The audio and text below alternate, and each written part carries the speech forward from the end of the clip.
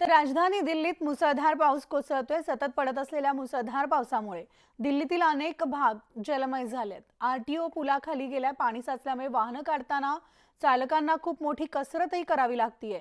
दिल्लीमधील मिंटो रोडवर तर अक्षरशः एक कार पाण्यात बुडाल्याचं दिसतंय आणि काही ठिकाणी कमरेपर्यंत सुद्धा पाणी साचल्यामुळे जनजीवन विस्कळीत झालंय। तर पावसामुळे गाडी खराब होऊन रस्त्यावर पडल्या अनेक अडकलेले आहेत आणि त्या मार्गावरची वाहतूक कोंडी सुद्धा झाली आहे। तसंच पावसामुळे दिल्लीतील रस्ते आणि हवाई वाहतुकीवर खूप मोठा परिणाम झाल्याचं पाहायला मिळतंय।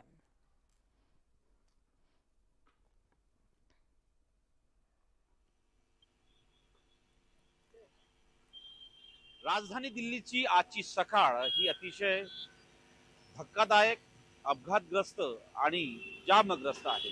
मी सध्या अक्षरधाम परिसरामध्ये आहे आणि जर माझ्या मागे बघितलं हा संपूर्ण जाम लागलेला आहे आणि सोबतच या संपूर्ण परिसरामध्ये शेकडोच्या संख्येने वाहन थांबलेले आहेत। आज दिल्लीत मुसळधार पाऊस झाला।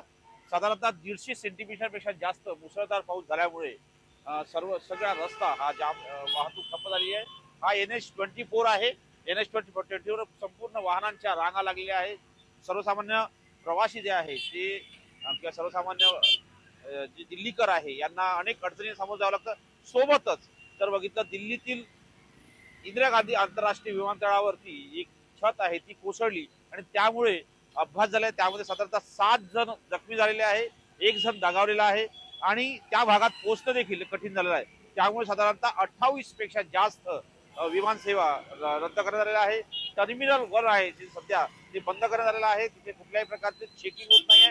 डिपार्चरचे जे परिसर आहे तिथे ही घटना घडलेली आहे आणि या परिसरामध्ये एवढी मोठी वाहतूक ठप्प झालेली आहे की सर्वसामान्यांना रस्ता मिळणं देखील कठीण झालेला आहे। आयटीओ सारखा मार्ग जो आहे तो पाणी साचल्यामुळे बंद करण्यात आलेला आहे। दिल्लीतील ठिकठिकाणी परिसरामध्ये पाणी साचल्यामुळे वाहतूक ठप्प झालेली आहे आणि दिल्लीकरांना विविध अडचणींना सामोरं जावं लागत आहे। नवी दिल्लीहून व्हिडिओ जर्नलिस्ट रोहितसह प्रशांत रामदास, न्यूज 18 लोकमत। मैं सिंगू बॉर्डर रहता हूँ। सिंधु बॉर्डर से वहीं से आ रहे थे आप? तो गाड़ी ये पूरे पानी में वो फंस गई? उस टाइम तो कम पानी था, बंद पड़ गया था। अच्छा। अब तो 2-2.5 घंटा हो गया, काफ़ी पानी बढ़ गया। तो यहाँ पे ऐसा कुछ मुझे लगा नहीं कि झील होगी, अंडरपास भी नहीं है। ये भैया आ रहे थे आगे आगे, टेम्पो वाले इनके पीछे पीछे मैंने भी ली। एक बस हो गई थी, वो निकल गई, हमारी बंद होगी। और मुझे लग रहा है पानी यहाँ से सप्लाई मतलब जा नहीं रहा, बारिश बढ़ रही है तो पानी बढ़ता जा रहा है।